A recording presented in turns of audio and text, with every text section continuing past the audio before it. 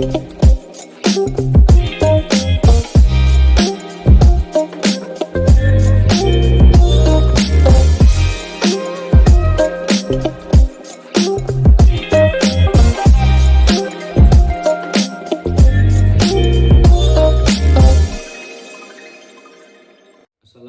warahmatullahi wabarakatuh. Perkenalkan, nama saya Fauzan Torik Hidayat dari Fakultas Teknik Perencanaan Wilayah dan Kota Universitas Islam Bandung dengan NPM 10070316030. Di sini saya akan mempresentasikan penelitian tugas akhir saya yang berjudul Arahan Pola Ruang Wilayah Pesisir Pantai berbasis mitigasi bencana tsunami di wilayah pesisir Kecamatan Carita, Kabupaten Pandeglang, dengan dosen pembimbing yaitu Dr.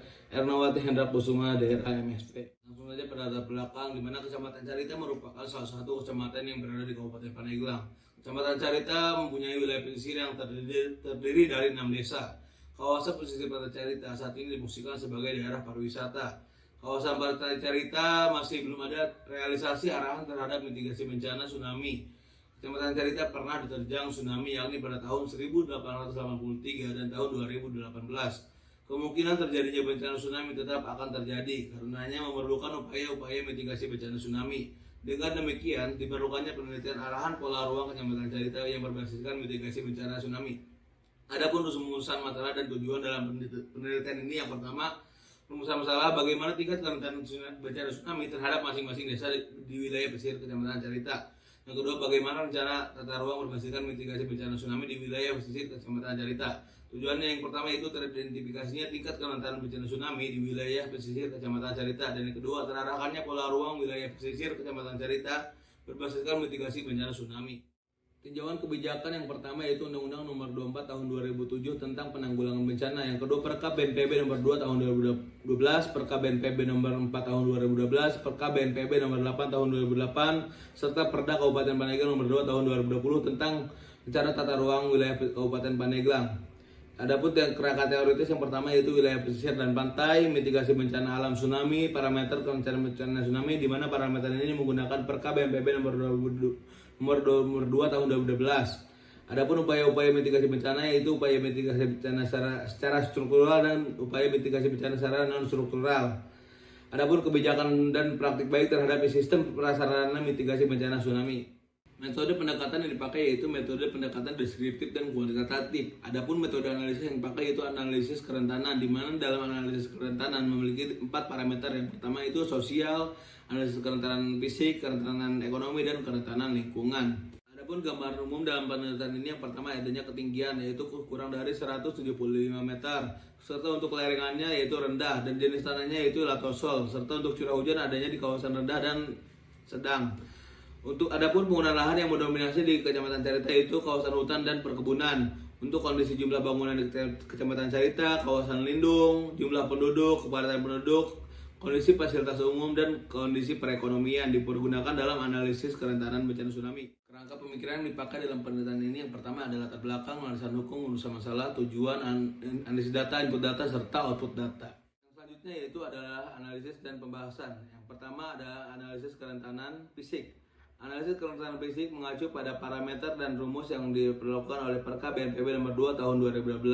Hasil dari scoring kerentanan fisik menghasilkan satu kriteria yaitu klasifikasi rendah. Selanjutnya analisis kerentanan lingkungan mengacu pada parameter dan rumus yang sama. Untuk hasil scoring dari klasifikasi kerentanan lingkungan menimbulkan 2 klasifikasi yaitu klasifikasi sedang dan rendah. Untuk klasifikasi rendah berada pada desa Penjamen dan Banjarmasin. Sedangkan untuk klasifikasi sedang berada pada desa Carita, Sukajadi, Sukarame, dan Sukanegara. Selanjutnya ada analisis kerentanan sosial. Mengacu pada peraturan dan rumus yang sama, hasil dari scoring kerentanan sosial menimbulkan 3 klasifikasi. Yang pertama itu tinggi, sedang, dan rendah. Dan untuk klasifikasi tinggi berada pada desa Penjamen, Banjarmasin, dan Sukajadi. Sedangkan untuk klasifikasi kerentanan sosial sedang berada pada desa Carita, dan untuk rendah berada pada desa Sukanegara. Selanjutnya itu analisis kerentanan ekonomi. Dengan parameter yang sama, hasil dari scoringnya menunjukkan satu klasifikasi yaitu klasifikasi rendah. Selanjutnya analisis indeks kerentanan bencana tsunami. Analisis indeks kerentanan bencana tsunami dihasilkan dari keempat scoring hasil kerentanan ekonomi, sosial, fisik, dan lingkungan.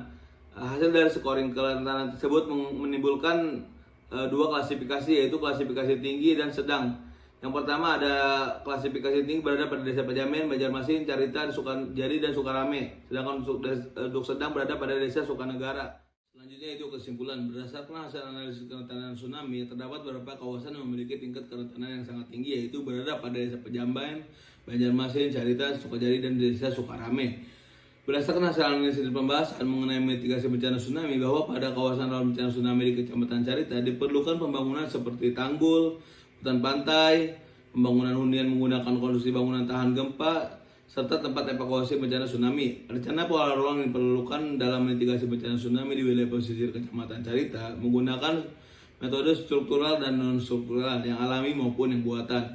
Adapun rekomendasi dalam penelitian ini yaitu pembuatan ruang evakuasi bencana tsunami, pembuatan hutan mangrove, serta pemecah gelombang. Terdapat dalam peta rencana pola ruang dan peta panel rencana pola ruang. Cukup sekian dari presentasi saya, kurang dan lebihnya mohon maaf. Saya ucapkan terima kasih. Assalamualaikum warahmatullahi wabarakatuh.